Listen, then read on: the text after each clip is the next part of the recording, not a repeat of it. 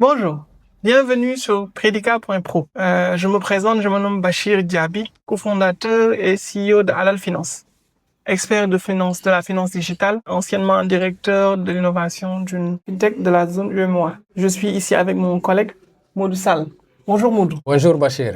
Je te laisse le soin de te présenter. Bonjour, je me nomme Modou Sall, je suis banquier avec 20 ans d'expérience dans les services financiers, dans la transformation digitale et dans le conseil. Je suis spécialiste de Islamic Banking and Islamic Capital Market. Donc actuellement, j'œuvre dans tout ce qui est le rapprochement entre la finance conventionnelle et la finance islamique, vraiment pour un financement de l'économie durable.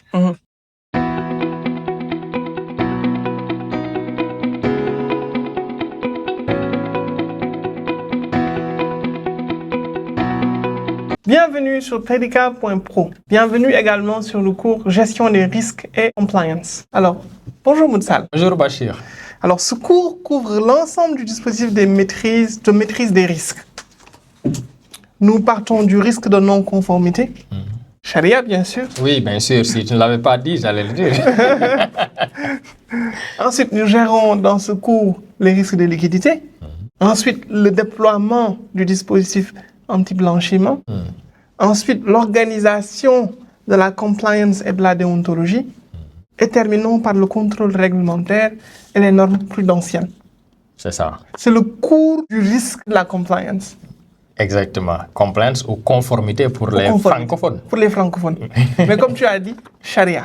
Exactement. Alors, le cours a plusieurs objectifs. Donc, l'apprenant aura comme objectif premier d'identifier, sortie du cours bien entendu, d'identifier, de cartographier et de piloter le Sharia non-compliant risk, qui fait partie des normes IFSB, notamment la 22.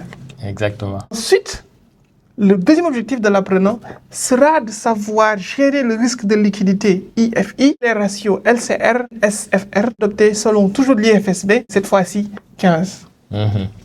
Ensuite, l'apprenant aura pour objectif de savoir déployer un dispositif MLCFT, on rentrera dans les définitions plus tard, conforme au cadre UEMOA, GAFI, CENTIF. Enfin, le dernier objectif de l'apprenant sera de savoir organiser la compliance, la déontologie et répondre à la supervision de la Banque centrale de la zone UEMOA. Exactement. Donc ce cours, comme on l'a dit, c'est le cours du risque et de la compliance. En tout cas, ça promet beaucoup de choses, quoi. Tout à fait. Alors, le premier module, autant pour moi, est le module risque de conformité charia. Il s'agit, j'imagine, du risque le plus spécifique aux institutions financières islamiques. Le pourquoi ce module? Oui, comme son nom l'indique, le risque de non-conformité charia. Non-conformité charia, étant donné que toute l'activité d'une institution financière islamique est basée sur la charia, sur la jurisprudence islamique. Donc, si un produit ou une activité ou une procédure ne respecte pas la charia, donc ça veut dire que c'est un grand risque. C'est le risque où si ça ne passe pas, on s'arrête, on ne va pas continuer. On a jugé nécessaire de commencer par ce risque, qui est tellement important, comme vous l'avez dit, même AFSB l'a mis dans ses publications, dans ses normes 22. AFSB, il faut comprendre que ce que la banque conventionnelle appelle les normes BAL 1, BAL 2, BAL 3, les normes de gestion de risque, de solvabilité et de liquidité. Donc, si vous n'êtes pas conforme, il y a plein de risques qui vont s'en suivre. Ils n'auront même pas quand même les raisons d'être étudiés, quoi.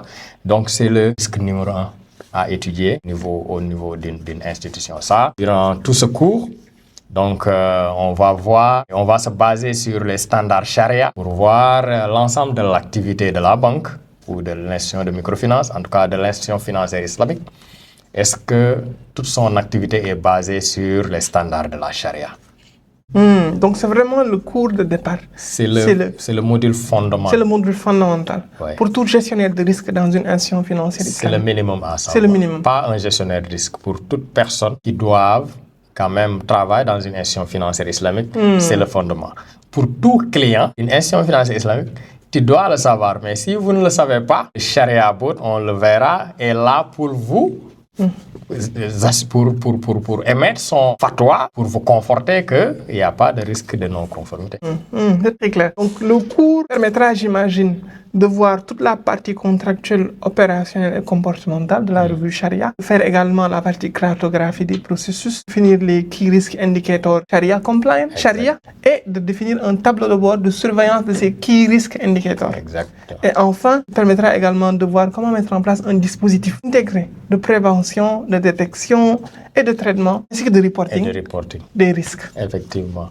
Donc, maintenant que les bases sont posées, l'apprenant maintenant, après le quiz, parce que tous les modules bien sûr ont un quiz, plutôt une évaluation, passe au module 2, qui est le second niveau de risque, ou un autre niveau de risque en tout cas. C'est le risque de gestion, là c'est le suivi et la gestion du risque de liquidité. Alors, en quoi est-ce que la liquidité est un défi propre aux institutions de finances islamiques? C'est une très bonne question parce que risque de liquidité, on le voit dans toutes les entreprises, même dans les entreprises commerciales.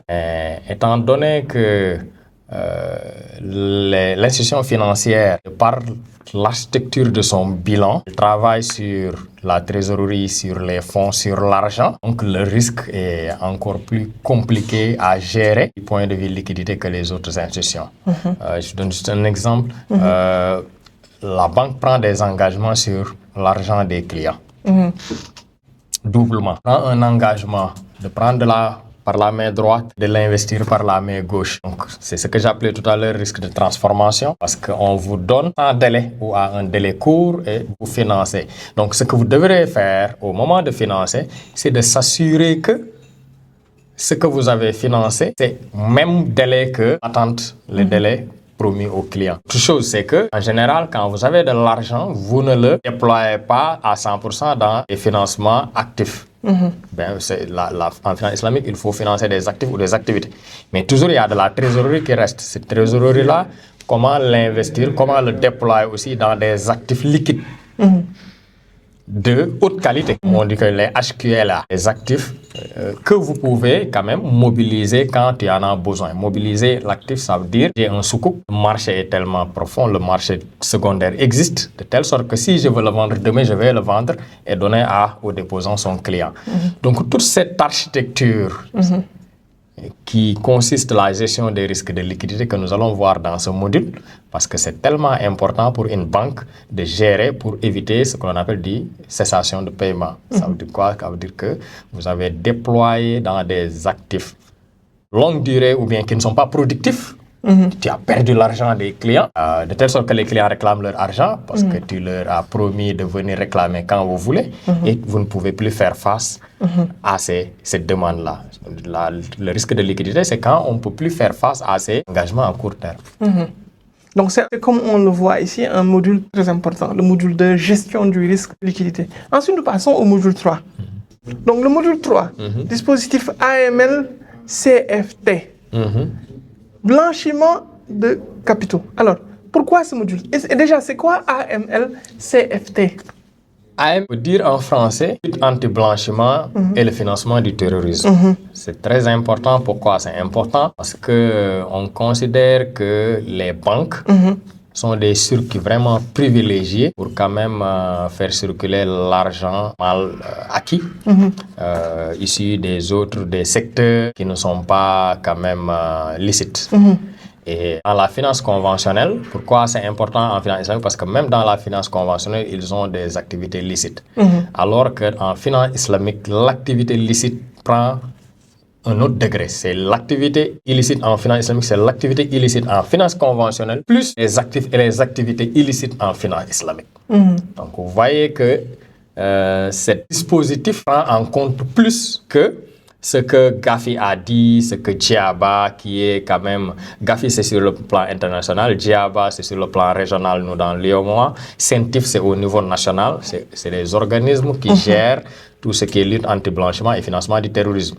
Mais une banque islamique ne doit pas uniquement s'arrêter à cela. Elle doit voir est-ce que même les fonds ou bien les activités et les actifs financiers aussi n'ont pas aussi d'autres caractères non charia compliant. Donc il faut rajouter cela. Dans le dispositif, à cela s'ajoute les due diligence. Parce qu'on vous dit que pour lutter contre le blanchiment et le financement du terrorisme, le point d'entrée, c'est les due diligence en cas d'entrée en relation et durant toute la relation.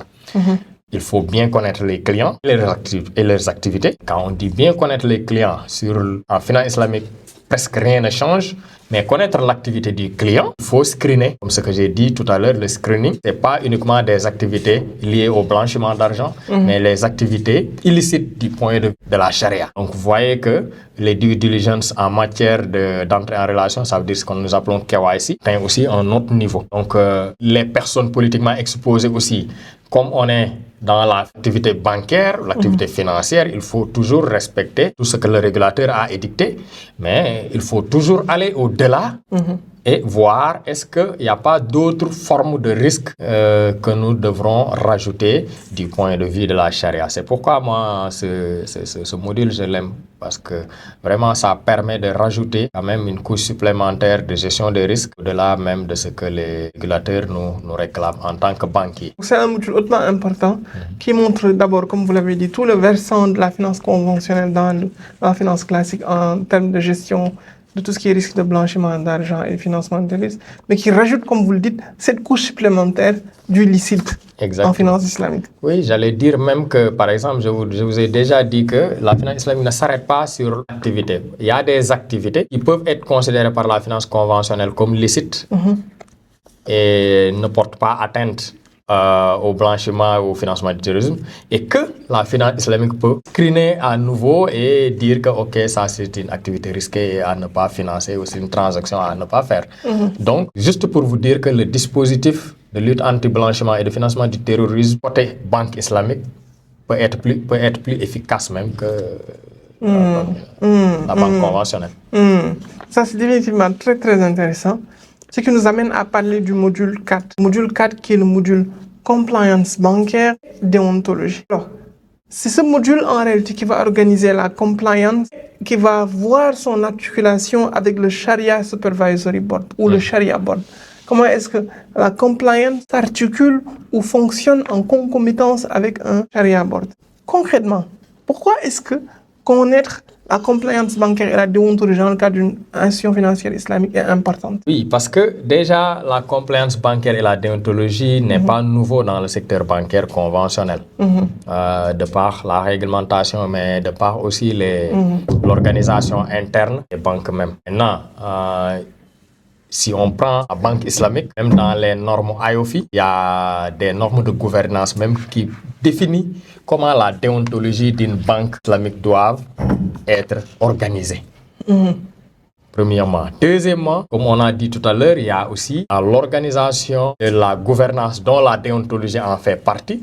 On a un élément nouveau quand on exerce la banque islamique qui est la conformité charia, la gouvernance charia, pilotée par le Sharia Board par exemple. Donc le Sharia Board aura comme mission, au-delà certifier, de vérifier, auditer les produits, les activités, mais aussi les normes éthiques, déontologiques des personnes qui travaillent dans les institutions financières. Parce que les institutions doivent être basées sur la justice, sur la transparence, sur beaucoup de choses. Puis même dans les financements, ce qu'on appelle les mahashit al-sharia, donc c'est les objectifs ultimes parce que, comme on dit, les financements même, si vous prenez deux financements et vous dites, OK, les fonds sont là, mais on ne peut servir qu'un seul financement.